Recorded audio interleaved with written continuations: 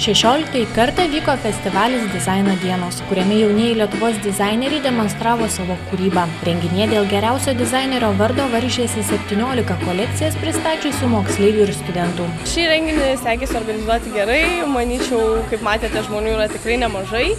Ir apskritai visą festivalį didį paėmus, tai aš juo džiaugiuosi. Ir dar šiandien ir meno centro darbų yra pačioje, jeigu matėte. Ir Ledi labai puikiai praėjo, išrinkome merginą, tai va, festivalis praėjo labai puikiai. Ar daug darbo įdėjote į šią kolekciją? Iš tikrųjų, ne per daug, ne per mažai. Buvo ganėtinai įdomu dirbti šitą kolekciją, kadangi jinai nebuvo siuvama nuo pradžių, o buvo persiuvama. Tai kiekvienas drabužis buvo tarsi, šioks toks iššūkis.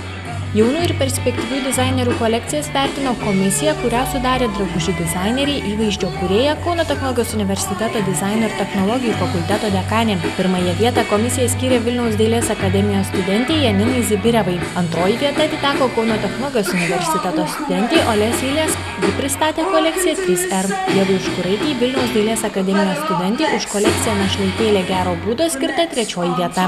Pirmą, antrą vietą labai lengvai apsisprendėme. Vienbalsiai išrinkome pirmą vietą tai kolekcijai, kurių mūsų manimų buvo itin konkursinė. Tai yra šou efektas, labai įspūdinga žiūrovams. Antrąją vietą atidavėme kolekcijai, kuri buvo labai išieškota, labai konceptuali, labai išgryninta, labai kokybiška. Jai dėl pirmos vietos galbūt pritrūko to konkursinio wow efekto. Trečią vietą iš tikrųjų buvo labai sunku, kadangi ją pretendavo gal kokios 4 kolekcijos. Ir visose kažko tai šiek tiek trūko.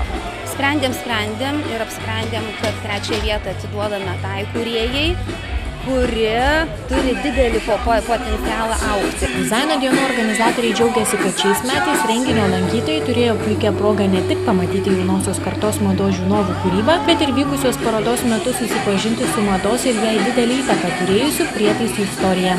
Kauno technologijos universiteto dizaino ir technologijų fakulteto dekanė Eugenija Strazdienė įsitikinusi, kad festivalyje kolekcijas pristatė dizaineriai, jaunosios kartos genijai ir mados industrijos ateitis. Juk šis renginys per 16 metų daugeliu šiuo metu žinomo Lietuvos drabužių ir aksesuarų kūrėjų padėjo žengti pirmosius žingsnius į mados pasaulį.